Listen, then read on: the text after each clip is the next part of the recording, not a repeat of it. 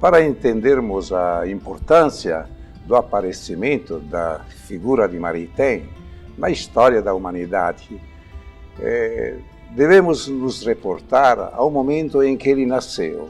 Ele nasce no final do século XIX, em 1882, no momento em que se celebra o triunfo do iluminismo e do cientificismo. O iluminismo declarou um homem novo, mas um homem que se considerava Deus. Então, um homem novo que era Deus de si mesmo e que não precisava da hipótese do Deus Criador ou do Deus Cosmo, como diriam os panteístas e os teístas. Jacques Maritain nasce no começo do pontificado de Leão XIII. Olha, isso é providencial, porque Leão XIII ele estava introduzindo uma nova etapa na história da Igreja, de não tanto condenar os erros, não tanto chegar, não é, e dizer fulano merece, não é, tal ou tal censura, até mesmo uma excomunhão, mas dizendo, olha, os erros estão aí. Nós temos que, sobretudo, proclamar a verdade. E quando ele entrou na universidade, ele se apercebeu que dominava, na cultura europeia, universitária pelo menos, dominava o conceito do cientismo, a ciência como o caminho para resolver os problemas do homem, e o conceito da deificação, digamos, do homem. E ele se apercebeu que isto não bastava. Então, digamos que esta pretensão, esta ousadia dos iluministas e dos cientistas e dos sociólogos, de todos os movimentos de 1700 e 1800, que nós chamamos de iluminismo e pós-iluminismo, tinha produzido no entendimento, na intuição de Maritain, uma erosão da pessoa humana. Isto é, uma pessoa humana era uma pessoa meio solitária dentro do universo, uma pessoa que se bastava a si mesmo.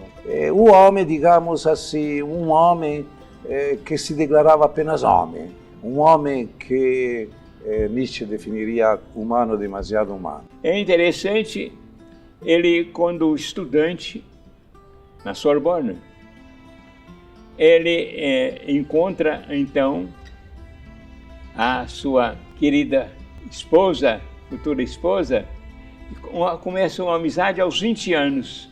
E então é interessante que eles chegaram e disseram, mas como é que a gente pode reconhecer a verdade? Ficaram muito amigos. Então os dois começaram a ter uma grande coisa, um amor à verdade. A tal ponto que uma vez andando lá num jardim em Paris, né, no Jardim das Plantas, então os dois chegaram e tiraram até um pouquinho de sangue e disseram assim, olha, se nós não chegarmos à verdade, eu acho que é melhor a gente ter a decisão até de morrer, porque viver sem sentido, viver sem razão de ser, viver sem saber o que fazer. Então quer dizer aquele amor à verdade, achar que a vida só tem sentido mesmo se a gente conhece a verdade do que é o ser humano, do que é o homem, do que é a mulher, não é? O que vem a ser a sexualidade, o que vem a ser o amor, quer dizer, todos esses dados, né, das verdades que regem a vida humana, o que nós chamamos aí justamente a ética, né? Pois bem, então é interessante que nesse momento eles fizeram esse acordo, né, de trabalhar em busca da verdade. Então eles começaram, né, a ler Santo Tomás, e é interessante, a menina, né, era mais ardente e também tinha mais tempo, e ela começou a ler a Suma Teológica de Santo Tomás de Aquino. E quando ela começou, ela disse que tinha uma alegria que nunca tinha experimentado na vida. Quer dizer, que não aparecia para ela como uma doutrina assim complicada, né? Ela era muito inteligente né, e Tomás de Aquino escrevendo com muita clareza. Então daí, né, começa a grande maravilha. Os dois chegam, abrem o coração à verdade que lhes era apresentada pelos dominicanos, recebem o batismo aos 20 anos, né? E nesse tempo, então, né, do seu batismo, né, eles, os dois, né, dizem: olha, nós vamos consagrar a nossa vida à busca da verdade.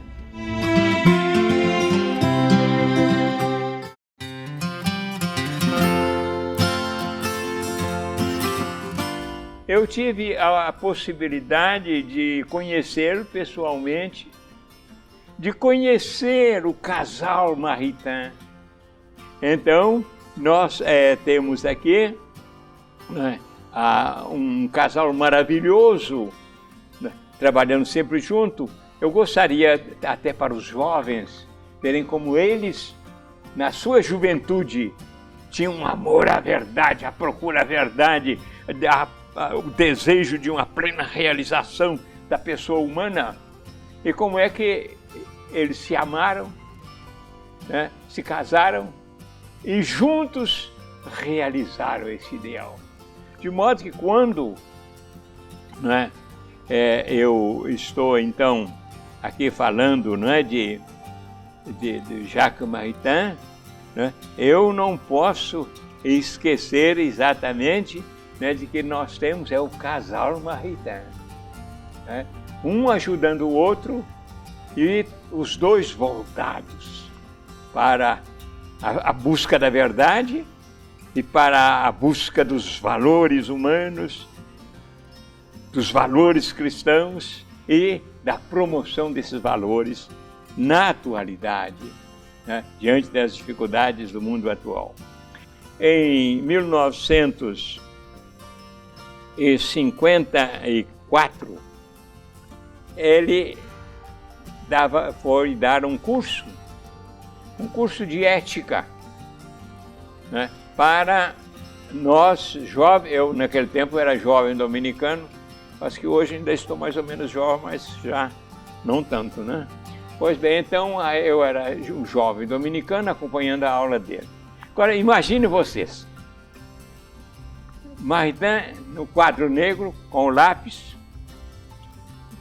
na mão, a mulher dele, a Raíssa, sentada na primeira fila. E então, a primeira coisa que eu notava é assim, como ela gostava dele. A gente via aquele encanto que ela tinha de ver ele explicando as coisas, etc. Agora, é interessante ver o casal, né, tão amigo assim. Às vezes ele ia escrever no quadro, fazia um rabisco assim, ficava uma coisa e tal. No fundo não estava muito claro o que ele fez lá, era bem confuso. Ela se levantava e fala: mon chéri, meu querido, deixa para mim, né? Então aí pegava o giz, pegava então, apagava todo o quadro e escrevia tudo direitinho, né? Tudo que ele tinha falado, etc. Agora ficou mais claro, né? Ele ria assim, porque antes estava uma bagunça. Agora o interessante é que depois, quando ele publicou o livro sobre essas aulas, o desenho dela estava lá. Quer dizer que é o símbolo do trabalho a dois, né? É o símbolo do trabalho a dois. E de às vezes ele dizer uma coisa, ela completar. Olha, não, seria mais isso, Jacques. Você tem razão, Raíssa. Né? Bem, então eu queria dar esse testemunho, gente. Hoje, jovens, é preciso que vocês se constituam verdadeiramente casais, que se entendam, que se gostem, que se ajudem, né? Que estudam juntos. Entende? Então, olha, isso não é uma espécie de bom conselho, não. Isso é a própria realização da humanidade na sociedade científica, tecnológica de hoje, né? Nós não devemos ter apenas assim uma justaposição, né? É preciso que a família seja de fato a primeira escola, né? E o casal, né, sejam os primeiros pesquisadores, né, e ajudando também os filhos a pesquisar. Então, é nesse sentido que nós podemos dizer que a ação de Jacques e Raissa Maritain era uma ação de pensadores, mas era uma ação de grandes personalidades, de duas grandes personalidades que viviam a filosofia, né, que meditavam, que viviam sobretudo, né, a teologia, a mensagem cristã, o evangelho. Quando a mulher dele estava doente, eles tinham apenas pouco mais que 20 anos, ela quase partia, ela pediu a extrema-unção, a unção dos enfermos, a mulher dele, e recebendo a unção dos enfermos, ela, que estava quase morrendo, ela se reavivou, inclusive até o médico falou em alemão, merkwürdig, isto é, uma coisa realmente digna de ser remarcada, digna de consideração. Isto que estou vendo que está acontecendo. Tudo bem, ela teve uma convalescência, e nesta convalescência ele conta que um dia estava com um amigo perto da cama, onde ela estava deitada, que estava retomando as forças, e os dois leram o rosto dela, e no rosto dela leram a felicidade. E aí o Maritain, ele faz uma observação, ele diz assim, nós nos apercebemos que ela estava vivendo a felicidade como Gaudium Veritatis, em língua latina é Gaudium Veritatis, como Gaudo, Letícia, alegria da verdade, como gozo da verdade. É a felicidade como gozo da verdade, não o gozo dos bens materiais ou do sucesso da pessoa humana, o sucesso da sociedade, o sucesso do antropológico, mas como gozo, felicidade como gozo da verdade. Eles viveram de fato assim uma vida juntos, de muito amor um ao outro, de muito amor à humanidade, de muito amor à verdade.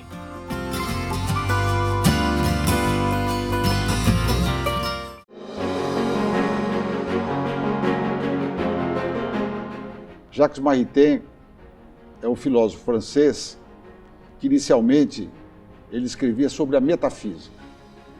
Na década de 20 do século passado, o grande Papa Pio XI, que escreveu a encíclica 40º Ano, em comemoração ao 40º aniversário da encíclica Rerum Novarum, convidou-o a ir até o Vaticano e solicitou que, ao lado da metafísica, passasse também a escrever sobre filosofia política, dadas as condições políticas da Europa de então, início do fascismo e do nazismo.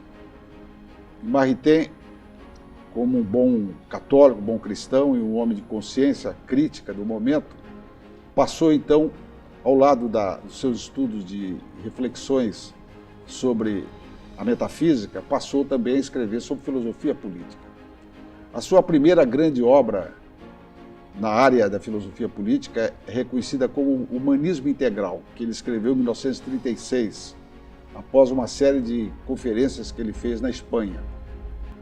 A obra Humanismo Integral, ela defende fundamentalmente um humanismo teocêntrico, diferente do humanismo antropocêntrico. O humanismo teocêntrico tem Deus como centro da vida dos homens, ao passo que o humanismo antropocêntrico tem o homem como centro da vida. Em 1942, ele escreve a sua segunda grande obra de filosofia política, que é Os Direitos do Homem e a Lei Natural. Essa obra, basicamente, é o alicerce da Declaração Universal dos Direitos do Homem, de 10 de dezembro de 48. A terceira grande obra é O Homem e o Estado, em que Maritain faz uma reflexão fundamental para os dias de hoje. Qual é? É que a pluralidade é o corolário da liberdade. Não há verdadeiramente liberdade se não houver pluralidade.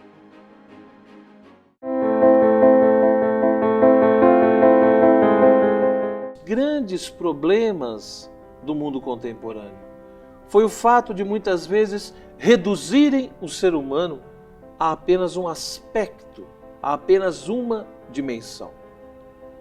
Maritain chegava ao ponto de dizer e deixar bem claro que se nós tirássemos do ser humano, por exemplo, a sua dimensão de transcendência, a sua dimensão de metafísica, e quiséssemos reduzir o ser humano a um fenômeno bioquímico ou meramente material, nós estaríamos mutilando esse ser humano. Nós estaríamos, de fato, reduzindo profundamente essa realidade humana e, por conseguinte, ferindo a sua dignidade. Decretando como se fosse, de uma certa maneira, a autodestruição do próprio ser humano. É que quando o Maritain fala da dignidade da pessoa humana, o que é que ele está entendendo? Que para o materialista, a pessoa humana não tem dignidade alguma. A dignidade da pessoa humana é a mesma dignidade de qualquer animal. De onde vem a dignidade da pessoa humana, do homem-pessoa? Porque o homem é pessoa quando? Quando desenvolve o seu espírito, quando desenvolve a sua liberdade de escolha, liberdade de valores, e liberdade de eternidade. Então, na concepção de Maritain, a pessoa humana recebe a dignidade do fato que ela tem origem num princípio que é espírito e pessoa, que é o Criador, e ela tem como fim, como meta final, o retorno a este princípio que é espírito e pessoa.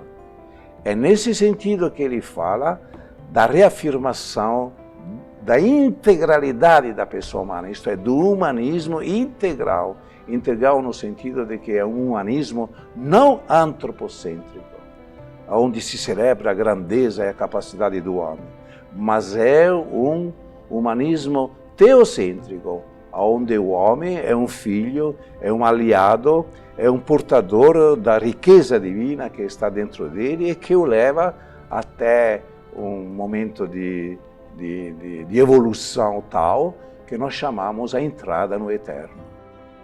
A insistência dele é exatamente de fazer com que a gente se encontrasse associando-nos não pelos interesses, mas pelos valores humanos, pelos direitos humanos que correspondem àquilo a que cada pessoa, né, está voltada, deve cumprir para com os outros e, ao mesmo tempo, acolher e mesmo exigir para si.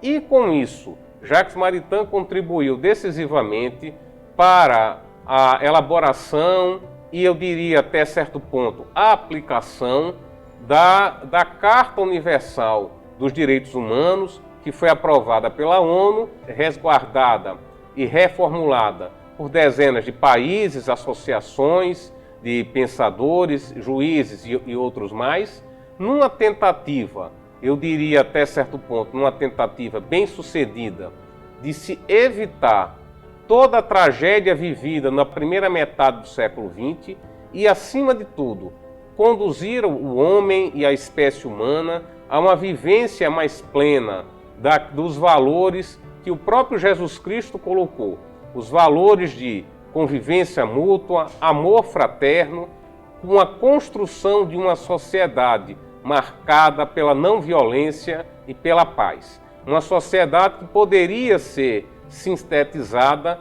na famosa frase de Cristo, quando ele diz: dai a outra face, ou seja, compreenda o seu semelhante, procure ouvi-lo, procure conviver de forma pacífica com seus semelhantes.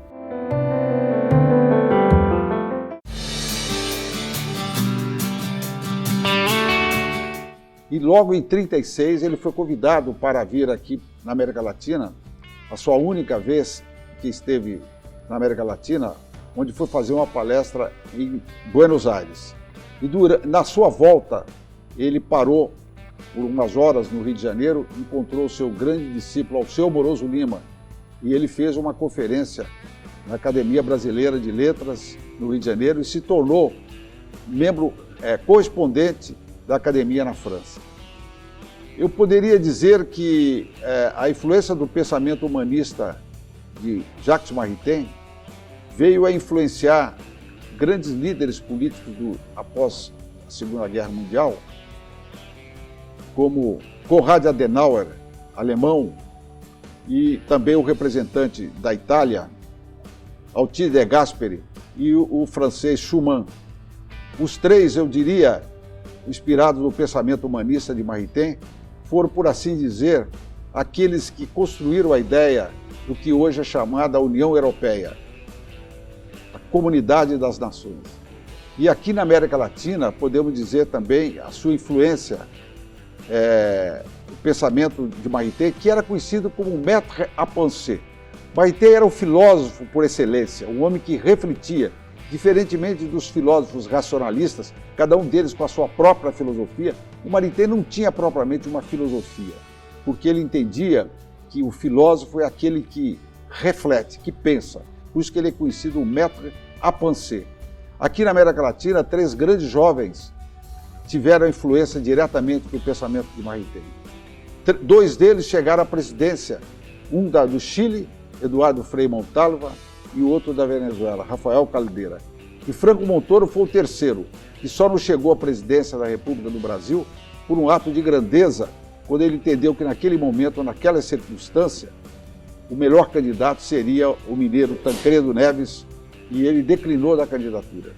Chegando lá na Argentina, Jacques Maritain expôs o essencial da sua doutrina do humanismo integral, dos direitos humanos, do Estado fundado sobre a cidadania, né? E não como havia ditaduras em toda a parte nesse tempo, ditaduras na Itália, ditaduras na Espanha, ditadura na Alemanha, né? Sem falar, naturalmente, da ditadura comunista. Então, ele apresentava os princípios democráticos, né? E a importância, então, de um lado, da compreensão que o Estado não é dono da nação, mas a nação pertence ao povo, que delega um poder mais ou menos extenso, né, aos governantes. Pois bem, então aí ele expõe toda essa doutrina nos países em que essa doutrina fazia dificuldade, porque havia princípios e donos das ditaduras, né? Então, sabe o que aconteceu? Foi muito estimado logo na Argentina, mas encontrou imediatamente uma oposição. Como ele propõe muito claramente um ideal, um modelo de uma nova sociedade que seja a sociedade verdadeiramente humana pelo respeito aos direitos humanos, que seja verdadeiramente humana porque governada, né, pelo consenso, né, dos cidadãos. Então ele encontrava essa dificuldade, e aí começa exatamente essa bela história de ele, ao mesmo tempo, querer vencer pela convicção, pela doutrina, pela argumentação dos seus vários livros, e por outro lado, encontrando oposição daqueles que interpretavam que essa doutrina estava a serviço de interesses políticos particulares.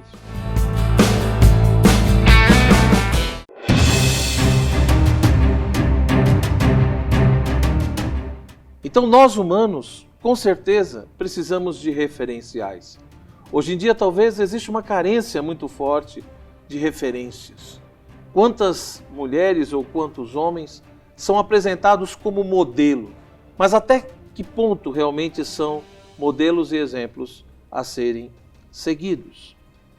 Seja discutindo questões de política, sobre a questão da democracia, ou sobre a questão da liberdade religiosa e da tolerância, para conseguirmos de fato resgatar essa dignidade humana e construir uma sociedade que seja um pouco melhor do que a nossa?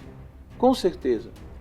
Refletir, estudar, analisar, discutir a obra de Maritain hoje é um momento extremamente oportuno para que, de alguma forma, nós possamos repensar a nossa própria realidade. Que tipo de sociedade nós construímos? E que tipo de ser humano nós queremos ser? Então eu terminaria dizendo, gente, que nesse momento, dirigindo-me particularmente aos jovens, é muito importante de nós lermos a história do nosso país, a história da civilização, a história da cultura, não é? A história da humanidade, destacando os grandes gênios, destacando aqueles que trouxeram uma contribuição, destacando então figuras, né? Como eu dizia ao seu Amoroso Lima, Tristão de Zaide, como então Maritain. Nós precisamos exatamente hoje de não ler a história tomando os aspectos de vulgaridade, até mesmo os aspectos de guerras, quem venceu guerra, etc. É importante saber isso, mas não é tão importante. O importante é a gente ver a história do pensamento, a verdade caminhando na história da humanidade. É a gente ver, então, a história da generosidade, a história da humanidade como a história do amor. E nós, então, entrarmos, valorizarmos essas figuras.